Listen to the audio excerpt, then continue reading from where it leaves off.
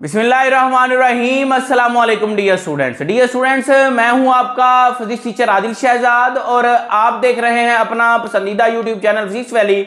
आज की वीडियो में बच्चों हम डिस्कस करने जा रहे हैं पार्ट 1 की फिजिक्स है, चैप्टर नंबर 5 सर्कुलर मोशन का इंपॉर्टेंट लॉन्ग क्वेश्चन है। कौन सा जी? रोटेशनल काइनेटिक एनर्जी, उसकी डिफाइन और rotational kinetic energy of a disc and hoop, और हम एंड पे उनकी वेलोसिटीज फाइंड आउट करेंगे। देखेंगे कि कौन सी जो है अगर हम एक ढलवान से हम उनको गिराएं या उनको छोड़ें तो कौन सी चीज डिस्क या हुप कौन सी जो है वो पहले जमीन तक ग्राउंड तक पहुंचेगी। तो आइए जरा आगाज करते हैं। बेटे लफ्ज पे गौर करें, रोटेशनल काइनेटिक एनर्जी।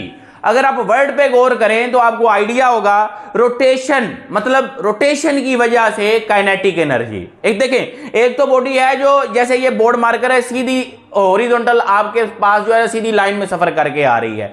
इस वजह से ये लीनियर मोशन है, तो लीनियर मोशन की वजह से इसकी लीनियर काइनेटिक एनर्जी जो जनरल हम पढ़ते आ रहे हैं हाफ mv स्क्वायर। अब ये है रोटेशन, मतलब यही बोर्ड मार्कर इस तरह से ये रोटेट करती हुई आप तक पहुंचे। देखें, अगर ये इस तरह से सफर कर रही है तो ये लीनियर मोशन है, लेकिन अगर ये इस तरह से रोटेट करती हुई आगे ट्रेवल करती है तो रोटेशन की वजह से जो इसकी एनर्जी होगी उसको क्या बोलेंगे? Rotational kinetic energy. डेफिनेशन क्या है? Kinetic energy possessed by body due to its rotational motion about an axis is called rotational kinetic energy. General formula हम इसका देखते हैं। डियर स्टूडेंट देखें, वैसे सिंपल काइनेटिक एनर्जी का फार्मूला क्या होता है? हाफ mv का स्क्वायर। ठीक है।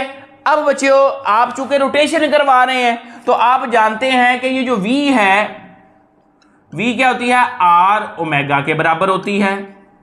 इसको जरा इसमें पुट करें। अब ये जैसे ही आपने v equal to r omega किया तो ये बन गई रोटेशन।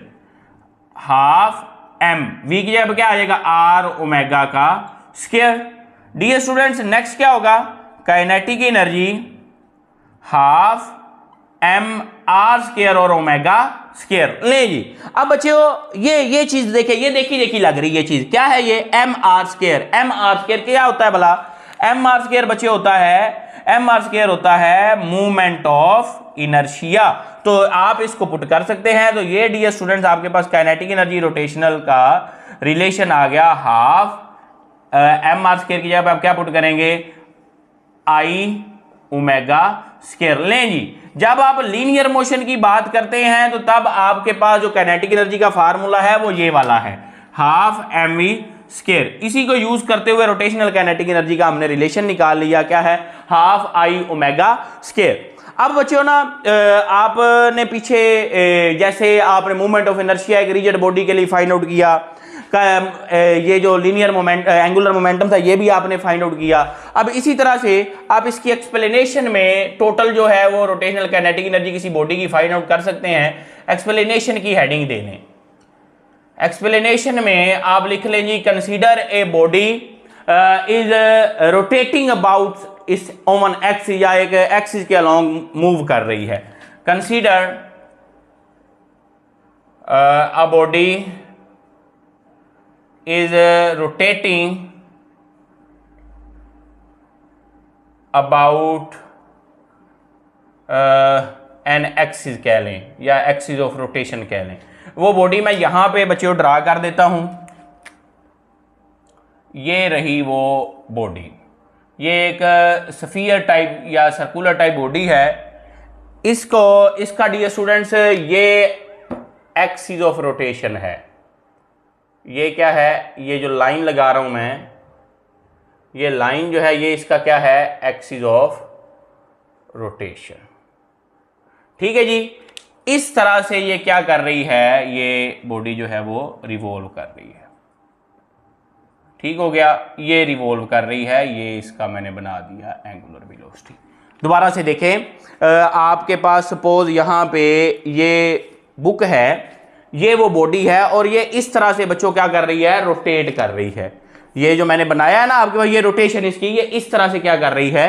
रोटेट कर रही है। और ये इसका एक्सिस है और ये एक्सिस ऑफ रोटेशन होगा, ये इस तरह से रोटेट कर रही है। अब अगर आपने इसकी टोटल जो है वो रोटेशनल काइनेटिक एनर्जी निकालनी, तो आप इसके अंदर जो हर पार्टिकल मौजूद है उसकी अलग-अलग जो है वो क्या करेंगे, rotational kinetic energy find out करेंगे और उनको क्या कर देंगे, ऐड कर देंगे। तो आप यहां पे कह लें काइनेटिक एनर्जी रोटेशनल या rotational kinetic energy for mass m1 क्या आएगी।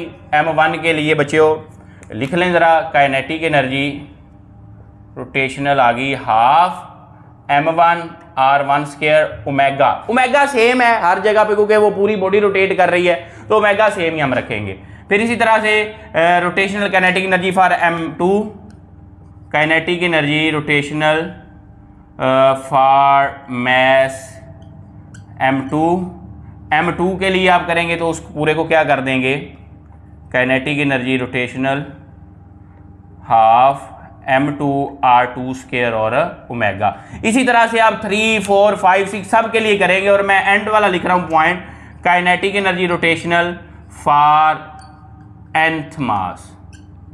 लें जी, इसके लिए भी यहां पे लिख लें आप, इसके लिए क्या आएगी, kinetic energy rotational for is equal to half mn rn square और ओमेगा। डियर स्टूडेंट, ये सब के लिए आपने कर लिया। अब आप फाइंड आउट कर लें इस बॉडी के लिए कंप्लीट की रोटेशनल काइनेटिक एनर्जी। तो आप कह लेंगे टोटल काइनेटिक एनर्जी या रोटेशनल काइनेटिक एनर्जी। टोटल के लिए आप इनको ऐड अप कर लें सबको, सब वैल्यूज को।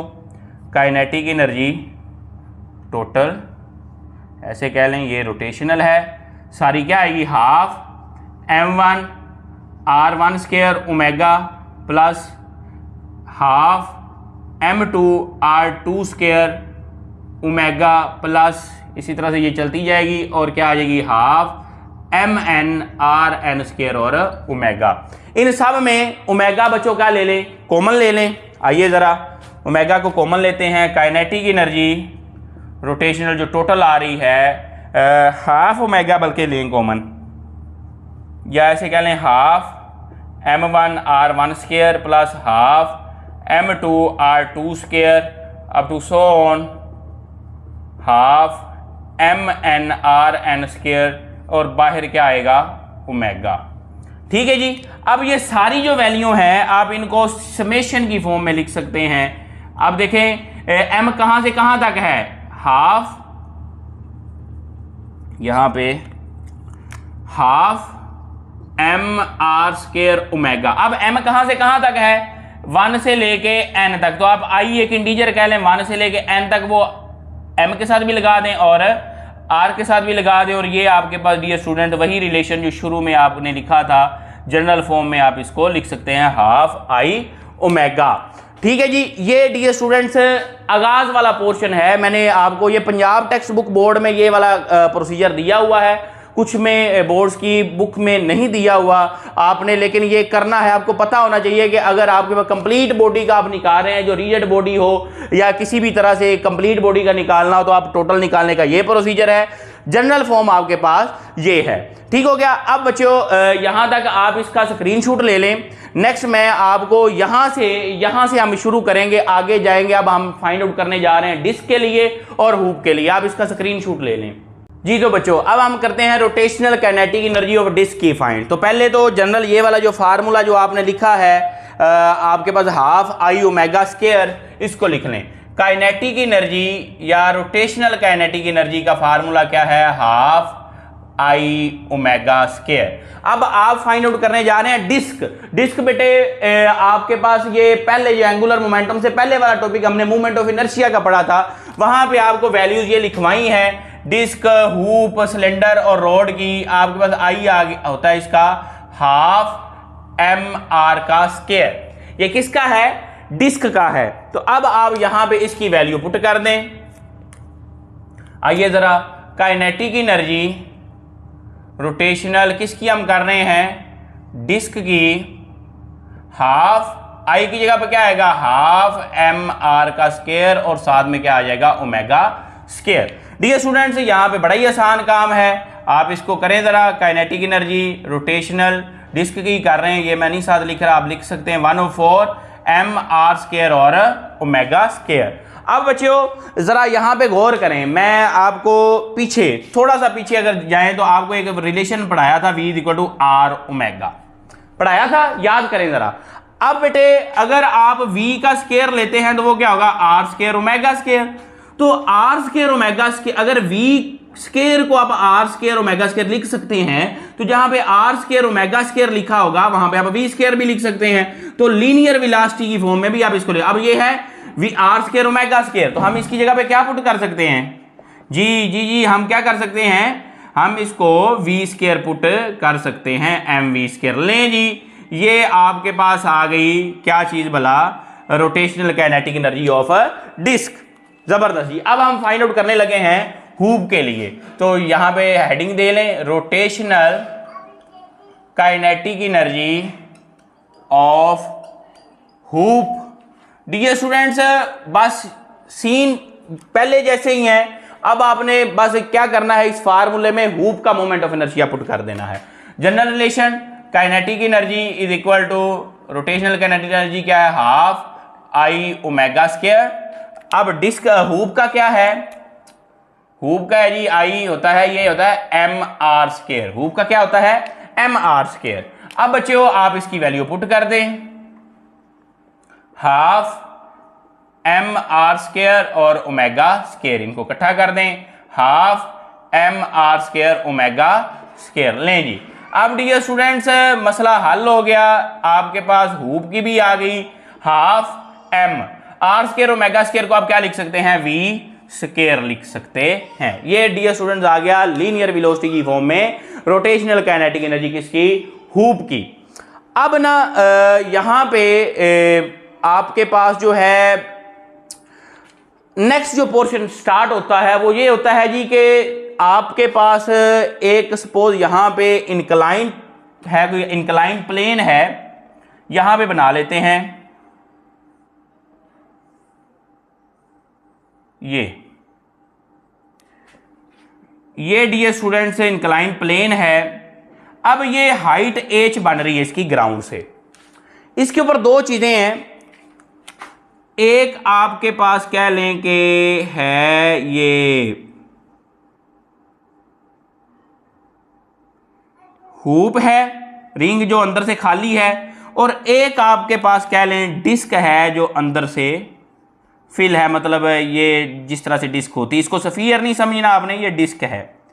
ये दोनों क्या करते हैं, आप यहां से इकट्ठे छोड़ते हैं। तो सवाल ये है कि इन दोनों में से पहले कौन सी चीज जो है वो नीचे ग्राउंड तक पहुंचेगी, तो उसके लिए आपको क्या चाहिए, इन दोनों की वेलोसिटीज चाहिए। अब हम फाइंड आउट करेंगे इनकी वेलोसिटी, तो मैं यहीं पे ये जगह इसीलिए छोड़ी कि ताकि फाइंड आउट हो जाए। तो हम यहां पे अब निकालने लगे हैं वेलोसिटी ऑफ डिस्क।